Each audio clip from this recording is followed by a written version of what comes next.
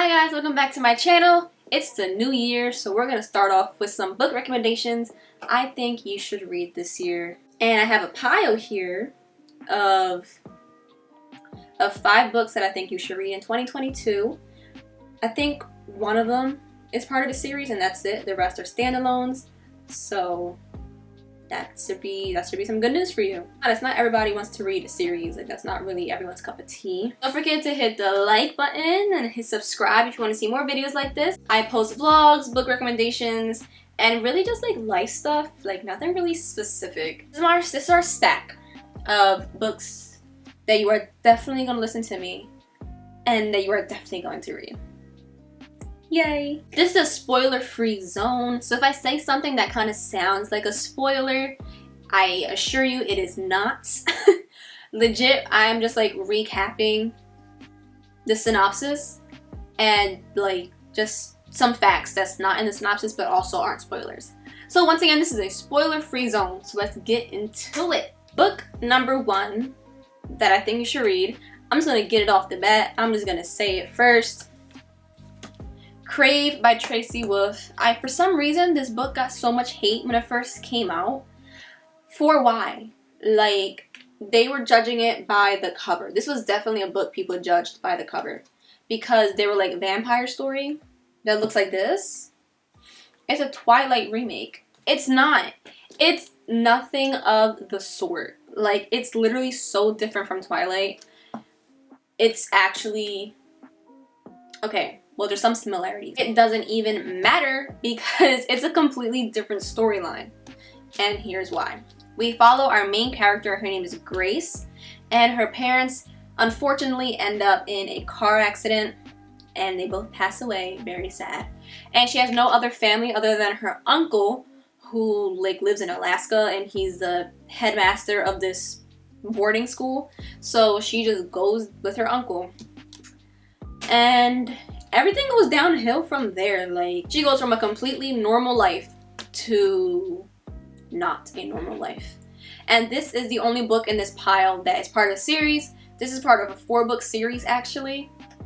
And the 4th book isn't even out yet. It comes out February 1st. I'm counting the days because the way the last book ended was not okay. Like, I need more. So, yeah, we have Grace, and then we have our main love interest, Jackson Vega. Our guy Jackson Vega, he is a vampire. Yes, he is. And he's a depressed one. So there's a lot more that happened in the story, obviously, but I don't want to give it away. But that's like our main gist of it. And I assure you, it is not like Twilight. Do not judge it by its cover. It is actually so much better. So yeah, my mom's a big fan of Twilight and I got her to read this series and she loves it now, so what can I say? Another book you should definitely read this year is Ninth House by my girl Leigh Bardugo. I have Ninth House. This book is kind of complicated for me to explain because I want to explain it in a way, but it's gonna have spoilers, so I'm just gonna do my best to give you a good synopsis without spoiling anything. So our main girl, her name is Alex, and she gets the opportunity to go to this university. Our girl Alex was not a happy child. She was actually a very messed up life child, but she did her best to cope with life. So when she's given this opportunity to go to university, she wasn't even planning on going to. She said yes right away, not really knowing what she was signing up for. So things took a turn. She ends up going to she goes to Yale University, I believe. But this isn't like, yeah, she goes to Yale. So she goes to Yale University and she like finds out they deal with magic here. They deal with some pretty crazy things. They deal with the dead. They deal with magic. So I guess this is considered like a dark academia type of situation. It's a fantasy. And I believe there's supposed to be a 2nd book of this, but I haven't heard anything about it. If it doesn't have a second book, I'm gonna be a little upset. Like, there doesn't need to be a second book, but the last chapter like hinted that there was going to be one. So I'm honestly not sure what's going on here, because the author of this book also wrote the Shadow and Bone series, which I have not read yet, so don't come for me. But that series and the Grishaverse went on a whole shebang-a-lang, so she's probably really like preoccupied with that. But I'm still waiting for this one. Like, there's a whole group of people who want this rather than more Grishaverse. Please stop. So yeah, this book was actually really good. The only thing I would like recommend, you have to really pay attention when you read this. This isn't the kind of book that you can just read while watching TV, because I feel like every chapter someone new is being thrown at us and you just have to really focus on what's going on. That's one thing about fantasy that I don't like. Since it's like a whole new world and all this other stuff, you really have to focus on what's going on. So, I like this book. Next is Verity by Colleen Hoover. Yay! Okay, let me tell you straight off the bat, this book is not for the lighthearted. I read horror and I read thriller. There was something about this book that still made my stomach go ew. I don't know what. Oh, I knew what it was. Let me stop lying. I knew exactly what it was. But it just wasn't. I guess it was just like no metaphors, no sugarcoating. It was just bleh. No monsters. It's just like no monsters, ghouls, or ghosts. It's just straight evil. And I was like, oh my god. Like, what is going on? So let me give you the synopsis about Verity. So we follow our main character. Her name is Lowen. She's a struggling author. She has, I believe, like a few books out or whatever, but they didn't do so well. So she's like kind of struggling. But then she's given this opportunity to finish a series that's a really it's a bestseller by our girl Verity, because Verity can no longer write this series. She was in an accident. So she can't finish a series because she physically cannot do it. So Lowen's kind of like iffy about it. She's like, I don't really want to do that. That's like going a big jump from having a few books out that people don't really like to going to a best-selling series and having to finish it. So she's kind of like iffy. But at the meeting where they pitched her the idea for her to finish the series, Verity's husband, Jeremy, he was at the meeting as well, and he convinced her to do it. They changed up the bargain a little bit, so she ends up doing it. And Jeremy told her, he said, look, Verity, her office is at her house. She has a bunch of crap in there from when she first started the series to where she ended, and you might want to go through her notes and everything so you can finish the series maybe the way that she intended it. And Lowen was like, okay, bet. Let's do this. And when she gets to the house, everything goes downhill from there. That's it. Everything goes downhill. Like, not one thing went right. In this story, it was so much. I was like, oh my god.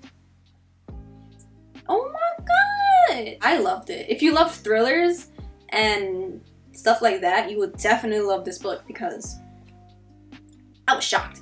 I was shaking in my boots. It's called a romantic thriller. No, hunty. Nothing romantic about this book. Nothing. Nothing romantic about that.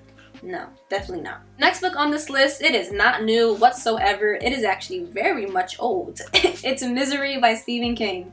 Believe it or not, the first time I read it was in 2021. 1987, this book. This book came out around when my mom was born.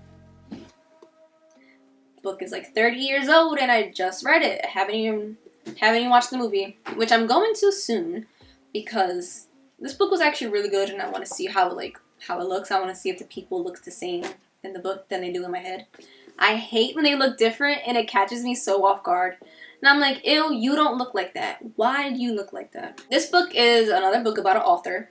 Then again, a lot of Stephen King books, his main character is always an author.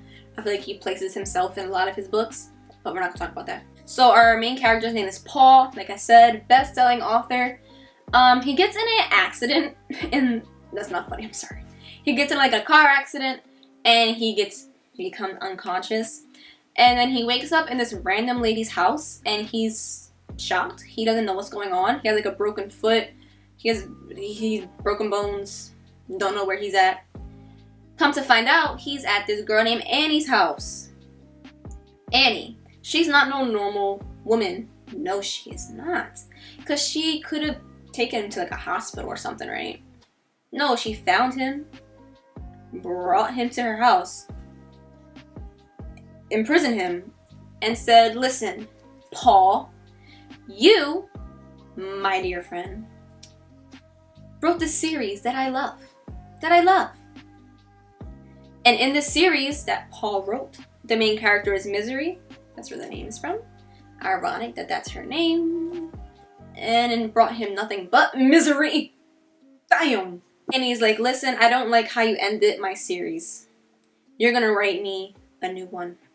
So yeah, Annie kidnapped this whole man and told him to write a book just for her because she didn't like how he ended the series. Isn't that some psychopathic behavior? What compelled this woman? She was like, oh my god. Also, I recommend that Stephen King book because if you know anything about Stephen King, his books are usually freaking enormous. The books that he writes are usually like 500 pages. Why? For why? So definitely Misery is on the shorter side of his books, so you should read that. Last but not least on this list is another book that I finished in 2 days because it was so freaking good. And if you like thrillers like I do, then you will definitely love this book. It's called The Maidens by my guy Alex. The same author that wrote the bestseller, I believe, like in 2020. I don't remember. The Silent Patient. Yeah, he wrote that book too. If you like that book, if you were shocked and shaking in your boots, you would definitely like this book. And this book was so good. Here's what made me like really like this book. One, it's a thriller, murder mystery, and it was involving some Greek mythology. So of course I was gonna buy it. So we have our main girl, Mariana. She met her husband at this university. I believe it was like a Cambridge. Her and her husband met at Cambridge University. Okay. And they lived a happy life until he died. And she moved on with her life as best as she can. And she has this niece. Her name is Zoe. Zoe goes to Cambridge University now. And then a murder happens at Cambridge University. Zoe's like, hey, I need your help because the person who died was my friend. And Mariana was like, of course I'll go help you with your grieving process. So, oh, I forgot to mention, she's a group therapist. I probably should have mentioned that. So that's another reason why Zoe called Mariana. Because she's mainly a group therapist and she's like her mom in a way. She's like her adopted mom because Zoe's parents passed away. Anyways, I'm getting too ahead of myself. Basically, the whole freaking book has you thinking. Like, my mind changed like about 20 times as I was reading, but it didn't prepare me for the end. I was like, oh, okay, freaking rude as hell. So, once again, like I said, not a spoiler, okay? I know this may seem like a spoiler, but it wasn't. It's not, okay? So our girl Mariana, she is convinced that she knows who the murderer was, and she's convinced is one of the professors at the university.